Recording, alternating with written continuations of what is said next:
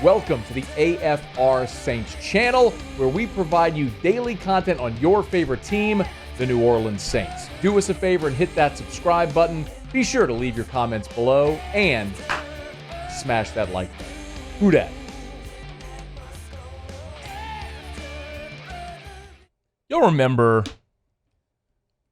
back during Saints training camp, it was kind of a big hullabaloo when we found out that Jon Gruden had been working with the New Orleans Saints, I should say. And it makes sense. Jon Gruden was with the Raiders and worked with Dennis Allen for 3 full seasons and 5 games into his 4th season.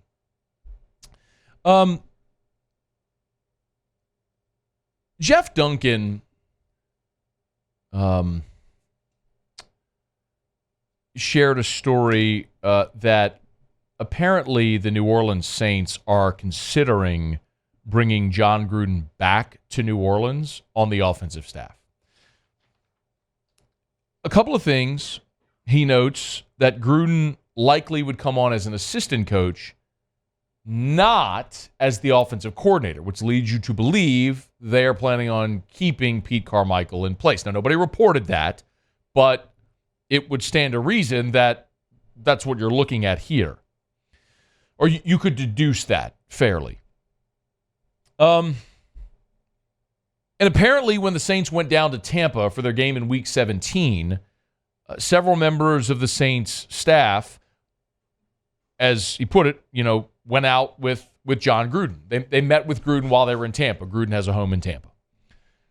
So Gruden was here during training camp. Season goes along. It didn't go great offensively. You're down in Tampa in Week 17. You meet with Gruden. You talk about having him join the staff in 2024, which apparently he's open to, and apparently it would be as an assistant role, but not as the offensive coordinator. I will remind you that this is how Dennis Allen came back to New Orleans. Remember, he was the Saints' secondaries coach, went to Denver as the DC, got the Raiders head coaching job. He was fired, and then Sean Payton brought him back as a defensive assistant, where Rob Ryan was the defensive coordinator. Rob Ryan got fired in 2015. They promoted Allen to interim DC. He got the job full-time and then was in that role till he became the head coach. You all remember that. So is Dennis Allen basically just hiring his eventual replacement?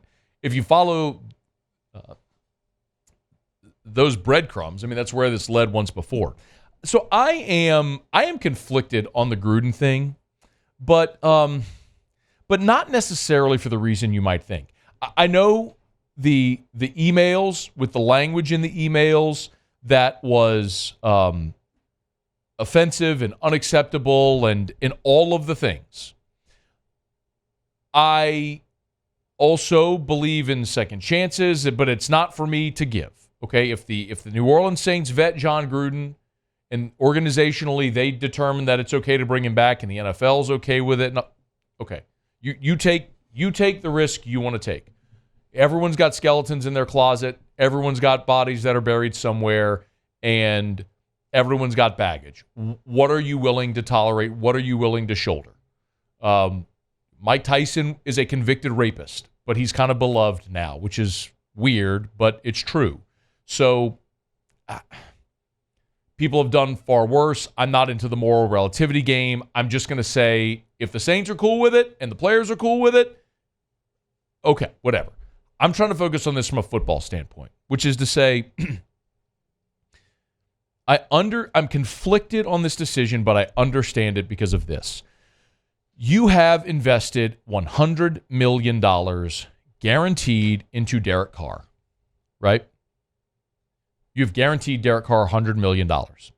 And you are financially committed to Derek Carr for at least one more season. It's not until 2025 that the contract outweighs the dead money, where you would actually save money by not having Derek Carr on the on the roster. So you are committed to Derek Carr for at least another season. So why not try to maximize the return on that investment in Derek Carr? Jon Gruden had Derek Carr for 3 full seasons and then 5 games into 2018. So Carr played his first 4 years, and then we saw Jon Gruden come in. At that point, Gruden's first year in 2018, Carr had a career high in passing yards with over 4,000 yards. First time he cleared 4,000 yards. He cleared 4,000 yards each of the 4 seasons that he was with Gruden, and they improved every single season. His touchdowns went from 19 to 21 to 27, then 23. Interceptions went from 10 to 8 to 9 to 14 the year Gruden got fired. But the point is, those were Derek Carr's most productive years working with Jon Gruden.